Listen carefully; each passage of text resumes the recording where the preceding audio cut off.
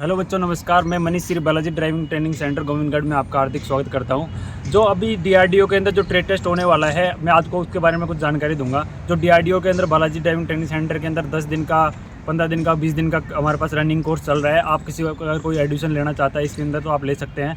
जो डीआरडीओ के अंदर डिपार्टमेंट आपका जो वाइवा लेने वाला है, जिसके अंदर आपको गाड़ी के बारे में पूछेंगे, उनके बारे में आपको सब चीज़, एस मॉडल ट्रक के बारे में सब कुछ चीज़ें बताऊँगा, क्योंकि आपको एस मॉडल ट्रक भी वहाँ पे मिलेगा। तो आपको जो एस मॉडल का जो आज सीरीज मिलेगी वीडियो के अंदर, या फिर एक पूरा वीडियो मिल जाएगा, तो आपको उसके बारे में आज मैं बताऊँगा। देखो, एस मॉडल ट्रक होता है गाड़ी का। एस मॉडल ट्रक के अंदर क्या बोलते हैं, पहले इसको क्या बोलते हैं गाड़ी का, इसको या तो बोनेट बोलते हैं या हुड बोलते हैं। इसका हुड भी नाम होता है या बोनेट भी होता है, दोनों बोलते हैं। सबसे पहले कोई भी गाड़ी हो, आप किसी को LMV ले लो, अंदर ले लो, चाहे HMV के अंदर भी ले लो, सबसे पहला पार्ट ये आता है गाड़ी का बोनेट ओपनिंग कैसे होती है। जो LMV गाड़ी आती है, जैसे टाटा 407 हो गई, बोलेरो हो गई, उनका बोनेट ओपनिंग केबिन के अंदर से पहले अनलॉक होता है, उसके बाद होता है। जबकि एस मॉडल ट्रक के अंदर ऐसा नहीं है। एस मॉडल ट्रक का बोनेट ओपनिंग कैसे होता है, यहाँ पे तो रबड़ की क्लिप दे रखी होती है। ये रबड़ की क्लिप है ना, इस दोनों के अंदर फंसी हुई रहती है। इन दोनों के अंदर से पहले इनको निकालनी पड़ती है, उसके बाद इस बोनेट को इसके निकालने के बाद ऐसे बोनेट को ऊपर उठा देते हैं, और फिर उसके बाद बोनेट स्टैंड द्वारा इसको रोक देते हैं। ये होती है bonnet opening. S model truck की बोनेट ओपनिंग ऐसे होती है। इसके बाद जैसे ये हुड हो गया गाड़ी का, अब यहाँ पे ये गाड़ी का पूरा बोनेट आ गया आगे। अब इसके अंदर देखो ये चीज़ दे रखी है। किसी भी भर्ती के अंदर सबसे ज़्यादा पूछे जाने वाला क्वेश्चन इससे होता है कि क्योंकि ये बाहर की साइड दिख रहा है, तो सबसे पहले दिखते ये बोलते हैं कि ये क्या है, ये क्या है, जजमेंटिंग रोड बोल देते हैं इसको। ये क्या काम आती है, जैसे गाड़ी कहीं से हम गाड़ी लेके जा रहे हैं, कहीं से गाड़ी लेके जा रहे हैं, तो क्या दोनों साइड दीवार है, तो अगर वहाँ से अगर ये पास हो गए दोनों, तो हमारे पास गाड़ी इजीली निकल जाएगी, हमारे को देखने की ज़रूरत नहीं होती। अगर यहाँ पे ये टच हो रहे हैं तो आपको गाड़ी आगे नहीं लेनी है, गाड़ी टच होगी।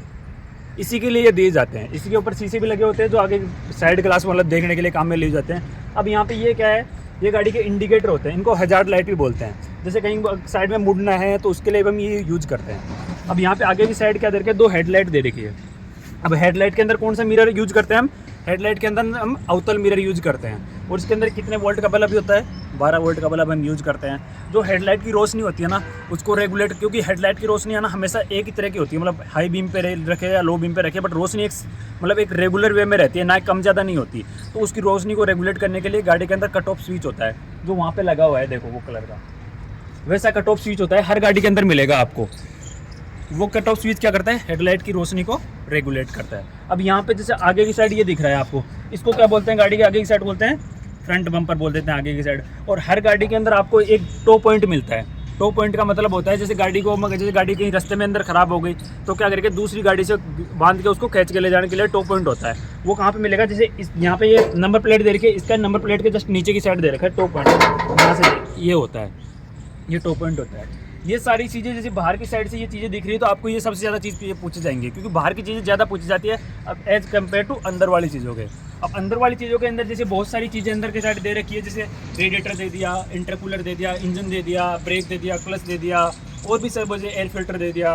ये सारी चीज़ों के बारे में पूछा जाता है। इसके बारे में जैसे नॉर्मल चीज़ें पूछी जाती है, जैसे जो जैसे नॉर्मल टाइप की हो गई, जैसे बाहर से अंदर की साइड नहीं घुसा जाता इसके अंदर। अब यहाँ पे देखो, हम सबसे पहले हम इसके अंदर बताएंगे रेडिएटर के बारे में। रेडिएटर का काम क्या होता है, ये गाड़ी की टाटा का एस मॉडल ट्रक है। एस मॉडल ट्रक के अंदर कितना सिलेंडर इंजन होता है, 6 सिलेंडर इंजन हम यूज में लेते हैं। और कितना सीसी का इंजन होता है, लगभग 5600 सीसी का इंजन लेके चलते हैं हम ऑन एन एवरेज। जबकि इंजन होता है ना हमारे 5700 कुछ सीसी के आसपास होता है इसका इंजन, है ना। तो यहाँ पे रेडिएटर क्यों यूज में लेते हैं, जैसे छोटी गाड़ियाँ हैं, छोटी गाड़ियों के अंदर हम अगर किसी इंजन को कूल करना है तो हम एयर कूल इंजन हम यूज होते हैं, उसके चारों ओर फिन्स बना देते हैं, वो इससे कूल हो जाता है। जबकि ये ट्रक है, जैसे बड़ी गाड़ियाँ होगी, जिसके अंदर सिलेंडर बढ़ जाते हैं, 2 सिलेंडर हो गए, 3 सिलेंडर हो गए, 4 सिलेंडर हो गए, इन गाड़ियों के अंदर हमारे को कोई चीज़ कूल करनी है ना, तो क्या लेना पड़ेगा, हमारे को रेडिएटर हमारे को यूज़ करना ही पड़ेगा।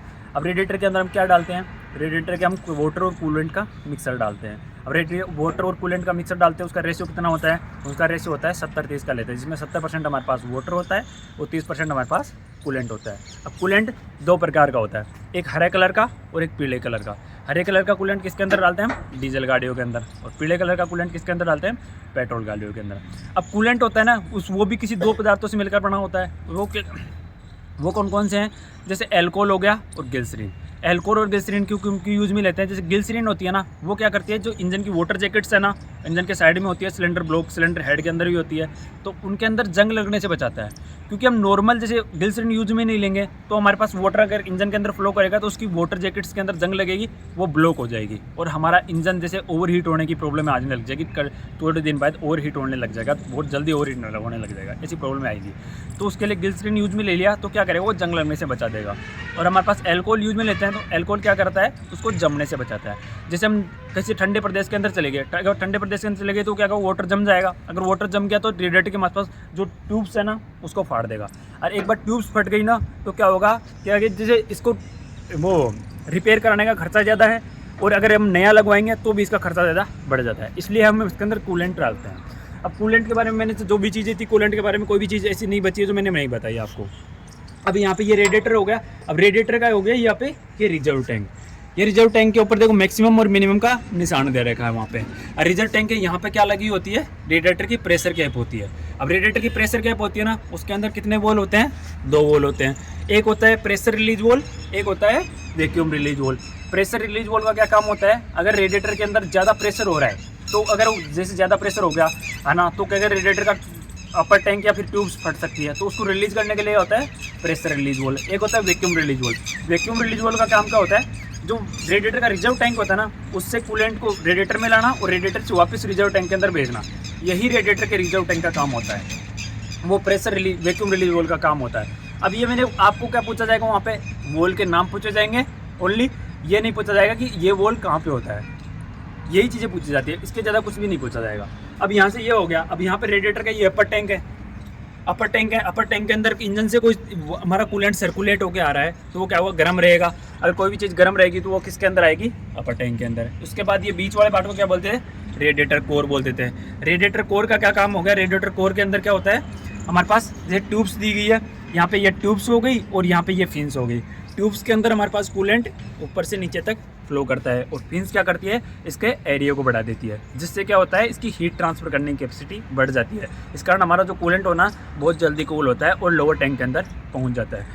ट्यूब्स खड़ी वाली है और जो जिगजैग पोजीशन के अंदर चल रही है उसको बोलते हैं फिन्स। अब यहाँ पे रेडिएटर का लोअर टैंक दे रखा है, नीचे की साइड से देख लो चाहिए, ये रेडिएटर का लोअर टैंक है।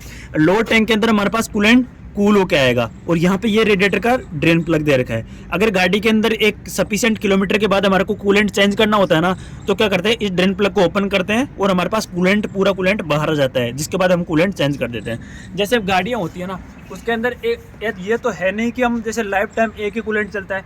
कूलेंट की क्वालिटी है ना, धीरे धीरे टाइम के साथ रिड्यूज होती चली जाती है। अगर एक बार रिड्यूज होती चली गई ना, तो क्या होगा, हमारे को कूलेंट के चेंज करने की ज़रूरत होती है। अगर कूलेंट कैसे कितने किलोमीटर के बाद चेंज होगा, लगभग है ना, गाड़ियों के अंदर 40 से 50 हज़ार किलोमीटर के बाद कूलेंट को चेंज किया जाता है। सभी गाड़ियों के अंदर, चाहे कोई सी भी गाड़ी कोई लेके देख लो आप, 40 से 50 हज़ार किलोमीटर के बाद कूलेंट को चेंज करना चाहिए। ऐसा इसलिए किया जाता है कि कूलेंट की क्वालिटी रिड्यूज हो जाती है ना।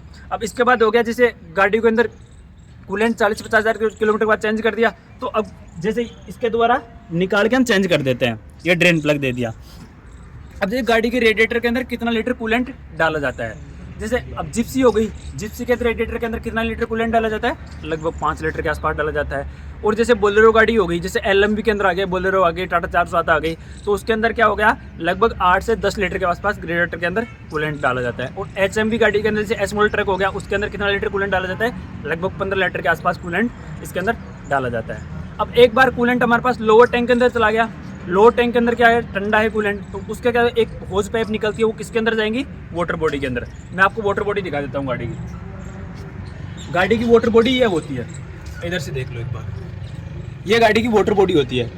वाटर बॉडी का काम क्या होता है, जैसे वाटर बॉडी होती है ना किसी भी गाड़ी की, वाटर बॉडी क्या करेगी, जो हमारा कूलेंट होता है ना, जो रेडिएटर में होता है, वो कूलेंट को एक फोर्स के साथ इंजन की वाटर जैकेट्स के अंदर फ्लो करवाती है। तो एक बार फोर्स के साथ कोई भी इंजन के अंदर हमारे पास कूलेंट फ्लो हो रहा है ना, वो क्या करेगा, जितनी हीट होगी ना इंजन के अंदर, उतनी फास्टली लेके कूलेंट इंजन से बाहर आ जाता है। ऐसा इसलिए किया जाता है, वाटर बॉडी इसलिए लगाई जाती है क्योंकि वो जितनी हीट लेके बाहर आ जाए। अगर हम वाटर बॉडी का यूज़ नहीं करते हैं तो क्या होगा, अगर वाटर बॉडी का यूज़ नहीं करेंगे तो क्या करेगा, इंजन के अंदर जो कूलेंट फ्लो हो रहा है ना, वो बिल्कुल धीरे धीरे होगा, इंजन में ओवर हीट की प्रॉब्लम आ जाएगी। इसलिए हम वाटर बॉडी यूज़ करते हैं ताकि वो है ना बहुत फास्ट के साथ एक कूलेंट को सर्कुलेट होकर बाहर आ जाए। अब हमारे पास जो कूलेंट है ना वाटर जैकेट्स के अंदर चला गया, वहाँ से उसने हीट कैरी कर ली। हीट को कैरी करने के बाद वो किसके अंदर आएगा, हमारे पास थर्मोस्टेट वॉल के अंदर। ये गाड़ी का थर्मोस्टेट वॉल दे रखा है। अब थर्मोस्टेट वॉल का क्या काम है, ये क्या करेगा, टेम्परेचर को सेंस कर लेगा। अगर गाड़ी के अंदर जो कूलेंट आ रहा है ना, उसका टेम्परेचर अगर 80 डिग्री से ऊपर है तो क्या करेगा, अपर टैंक के अंदर भेज देगा। अगर 80 डिग्री से नीचे है तो वो क्या करेगा, बाईपास पाइप द्वारा वाटर बॉडी के अंदर भेज देगा। अब वाटर बॉडी का काम क्या है, वापस इंजन के अंदर सर्कुलेट करा देना। अब वो बाईपास पाइप क्यों दी गाड़ियों के अंदर, बाईपास पाइप इसलिए दी जाती है क्योंकि एक इंजन होता है ना, उसका एक रनिंग टेम्परेचर होता है ना, तो उससे कम पे वर्किंग करवा सकते हैं ना उस पर ज़्यादा पे वर्क करवा सकते हैं। अगर हम कम पे वर्क करवा रहे हैं तो इंजन की एफिशिएंसी डाउन हो जाती है, और अगर हम उसको ज़्यादा पे वर्क करवा रहे हैं तो इंजन ओवर हीट होगा, मटेरियल ज़्यादा रिमूव होगा, इंजन फेल हो सकता है, ये कोई नहीं कह सकता। इसलिए हम इंजन को ना तो ओवर हीट पे चलाते हैं ना एक लोअर हीट पे चलाते हैं, बिल्कुल एक नॉर्मल टेम्परेचर होता है ना उस पर हम चलाते हैं, इसलिए थर्मोस्टेट बोल दिया जाता है। अब थर्मोस्टेट से पाइप निकलती है, होज पाइप, वो किसके अंदर आएगी, रेडिएटर के अपर टैंक के अंदर आ जाएगी। अपर टैंक के अंदर वापस वही प्रोसेस चलता है। अब होता है जैसे रेडिएटर फैन दिया जाता है गाड़ी के अंदर। अब रेडिएटर फैन क्यों दिया जाता है, रेडिएटर फैन इसलिए दिया जाता है, रेडिएटर फैन का काम क्या होता है, ये एयर को बाहर की साइड से अंदर की साइड खींचना। अब रेडिएटर फैन क्या करेगा, बाहर की साइड से अंदर खींचेगा ना, तो ये गाड़ी का रेडिएटर फैन है, यहाँ पे इसके अंदर दे रखा है, ये रेडिएटर फैन हो गया। अब रेडिएटर फैन क्या करेगा, हवा को बाहर से अंदर की साइड खींचेगा। अगर हवा को बाहर के अंदर की साइड खींचेगा तो क्या होगा, इससे एयर फ्लो बढ़ जाएगा। एयर फ्लो बढ़ गया तो हीट ट्रांसफर करने की कैपेसिटी बढ़ गई, हीट ट्रांसफर कैपेसिटी बढ़ गई तो हमारा जो कूलेंट है ना वो इजीली ठंडा हो गया और हमारी गाड़ी को नॉर्मल टेम्परेचर बना के रखेगा, इसीलिए रेडिएटर फैन दिया जाता है। अब रेडिएटर फैन के ऊपर एक वी बेल्ट लगी होती है, वो वी बेल्ट किस से कनेक्ट होती है, वी बेल्ट कनेक्ट होती है हमारे पास, जैसे हमारी गाड़ी क्रैंक शाफ्ट है, क्रैंक शाफ्ट भी दो पार्ट होते हैं क्रैंक शाफ्ट के, एक पीछे की साइड होता है, एक आगे की साइड होता है। आगे की साइड पे क्रैंक शाफ्ट पे हमारे पास क्रैंक पुली होती है और पीछे की साइड पे क्या होता है, फ्लाई व्हील होता है। अब आगे की साइड क्रैंक पुली दे रखी है, क्रैंक पुली पे हमारे पास वी बेल्ट कनेक्ट होती है। वो वी बेल्ट किस को घुमाती है, हमारे पास वाटर बॉडी को, वाटर बॉडी की हिसाब पे हमारे पास जो रेडिएटर का फैन लगा होता है और अल्टरनेटर को, इन तीनों पे एक वी बेल्ट है ना, वो इन तीनों को घुमाती है। अब वी बेल्ट का काम क्या हो गया, अल्टरनेटर को घुमाना, रेडिएटर फैन को घुमाना, किसकी सहायता से, वी बेल्ट की सहायता से। जो रेडिएटर की जो वो क्रैंक पुली आ रही है ना, उस पर जो पावर आ रही है ना, उसको किस में ट्रांसफर कर दिया, इसको दोनों के अंदर ट्रांसफर कर दिया। अब रेडिएटर फैन का मैंने काम बता दिया, अब आ गया अल्टरनेटर। अल्टरनेटर होता है ना, उसका क्या काम है, अल्टरनेटर क्या करता है, गाड़ी की बैटरी को चार्ज करने के लिए यूज में लिया जाता है। अल्टरनेटर भी देखो, एक अल्टरनेटर है, एक डायनेमो है, आपको अल्टरनेटर भी मिलेगा, वहाँ पे डायनेमो मिलेगा। तो अल्टरनेटर और डायनेमो कैसे पहचानेंगे, अल्टरनेटर तो आपने देख ही रखा है, डायनेमो कैसा होता है, सेल्फ स्टार्टर मोटर होती है ना, वैसा होता है, उसके ऊपर वैसी कवरिंग होती है। और सेल्फ स्टार्टर मोटर होती है ना, उसके ऊपर सोलेनोइड स्विच होता है, ये देख के आपको पहचानना है। अब डायनेमो गाड़ियों के अंदर क्यों यूज में नहीं लेते, क्यों उसको रिमूव कर दिया, क्योंकि उसका पावर प्रोडक्शन कम था और वो डीसी करंट का प्रोडक्शन करता था, लाइफ ज़्यादा नहीं थी, अगर उसके अंदर पानी वगैरह चला गया तो ईजिली वो जल जाता था, इसलिए हमने अल्टरनेटर ले आए। अल्टरनेटर क्या है, इसकी लाइफ है ना 7 ईयर तक है, 1.5 लाख किलोमीटर से 2.5 लाख किलोमीटर तक वर्किंग है इसकी। और ये क्या करेगा, पावर का प्रोडक्शन करेगा 13 वोल्ट से लेके 15 वोल्ट तक, तभी हमारे पास बैटरी चार्ज होगी। और ये क्या करता है, एसी करंट का प्रोडक्शन करता है, एसी करंट रेक्टिफायर के थ्रू डीसी में कन्वर्ट हो जाती है। हमारे सिलेबस के अंदर मेंशन कर रखा है, जैसे गाड़ी का बेल्ट, जो गाड़ी के अंदर जहाँ भी बेल्ट लगी हो ना, उसका बेल्ट का टेंशन कितना होगा। बेल्ट का टेंशन का पता कैसे लगाएंगे, बेल्ट का टेंशन के उसको अंगुली से ऐसे दबाएंगे, जैसे ये बेल्ट है ऐसे दबाएंगे, अगर उसके अंदर मूवमेंट है ना आधा इंच से कम आ रहा है तो हमारी बेल्ट, गाड़ी की बेल्ट टाइट है, अगर आधा इंच से ज़्यादा आ रहा है ना तो गाड़ी की बेल्ट लूज है, उसको टाइट करने की ज़रूरत है। ये सिलेबस के अंदर मेंशन है, ये आपको पूछा जाएगा, ये याद रखना।